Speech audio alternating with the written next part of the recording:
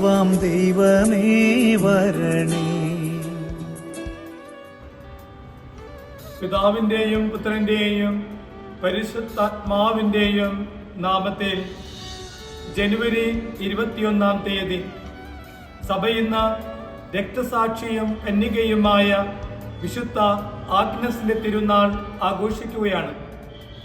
AD 291 റോമിൽ ജനിക്കുകയും 304 രക്തസാക്ഷിത്വം വരിച്ച ഒരു ധീര രക്തസാക്ഷിയുടെ തിരുനാൾ സഭ ഇന്ന് ആഘോഷിക്കുന്നു.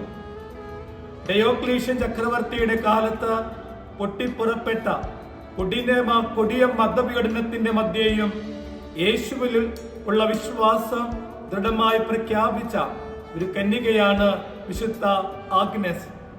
സഭ വിശുദ്ധ ആഗ്നസിന്റെ മാധ്യസ്ഥം പ്രത്യേകമായിട്ട് അപേക്ഷിക്കുന്നത് കന്യകമാരുടെ സംരക്ഷണത്തിനു വേണ്ടിയും വിവാഹ നിശ്ചയം കഴിഞ്ഞിരിക്കുന്ന കന്യകൾക്ക് വേണ്ടിയും വിവാഹ ജീവിതങ്ങളിലെ ബുദ്ധിമുട്ട് അനുഭവിക്കുന്ന സ്ത്രീകളെയും മധ്യസ്ഥയായിട്ടാണ് സഭ ഈ കന്യകയെ വിശുദ്ധയെ നമുക്ക് നൽകിയിരിക്കുന്നത്. രക്തസാക്ഷിത്വം വഹിക്കുവാനുള്ള പ്രധാനപ്പെട്ട കാരണം സുന്ദരിയായിരുന്ന വിശുദ്ധ ആഗ്നസ് ഒത്തിരിയേറെ ചെറുപ്പക്കാർ വിവാഹ അഭ്യർത്ഥനയുമായിട്ട് അവളെ സമീപിക്കുന്നുണ്ട്. എന്നാൽ അവൾ പറയുന്നത്, യേശുവിനെ ഞാൻ വരനായിട്ട് സ്വീകരിച്ചിരിക്കുന്നു, എന്റെ കന്യകാത്വം യേശുവിനെ ഞാൻ സമർപ്പിച്ചിരിക്കുകയാണ് എന്ന്. ആ നാട്ടിലെ പല പ്രഭുക്കന്മാരും രാജകുമാരന്മാരും വിശുദ്ധ ആഗ്നസിന്റെ സൗന്ദര്യത്തിൽ ആകൃഷ്ടരായി അവൾ വിവാഹാഭ്യർത്ഥനയുമായിട്ട് വന്നിരുന്നു. എന്തിന്? പിതാവ് പോലും അവളെ കൊടിയമായ പീഡനത്തിന് വിട്ടുകൊടുത്തിരുന്നു. പിതാവ് പോലും അവളോട് പറഞ്ഞിരുന്നു, ക്രിസ്തീയ വിശ്വാസം ഉപേക്ഷിച്ചുകൊണ്ട് യേശുവിനെ തള്ളിപ്പറഞ്ഞുകൊണ്ട് വിവാഹ ജീവിതത്തിലേക്ക് പ്രവേശിക്കുവാനായിട്ട്. എന്നാൽ അവൾ അതിന് തയ്യാറാകാതിരുന്നപ്പോൾ പിതാവ് തന്നെ മോശമായ ജീവിതം നയിക്കുന്ന സ്ത്രീകളുടെ അടുക്കിലേക്ക് അവളെ താമസിപ്പിക്കാനൊക്കെ വിടുന്നുണ്ട്.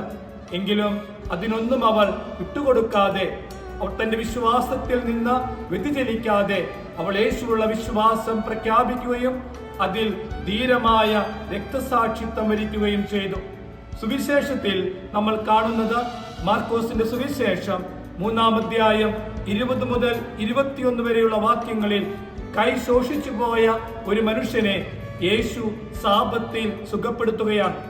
യേശു ചെയ്യുന്ന ആ നന്മ കാണാതെ അവനിൽ കുറ്റമാരോപിച്ചുകൊണ്ട് സാപത്ത് ദിവസം അവൻ രോഗിയെ സുഖപ്പെടുത്തി എന്ന ഒരു കാരണം പറഞ്ഞുകൊണ്ട് യേശുവിന്റെ മേൽ കുറ്റമാരോപിക്കുന്ന ഒരു കൂട്ടം ജനങ്ങളെ സുവിശേഷത്തിൽ നമ്മൾ കാണുന്നുണ്ട്.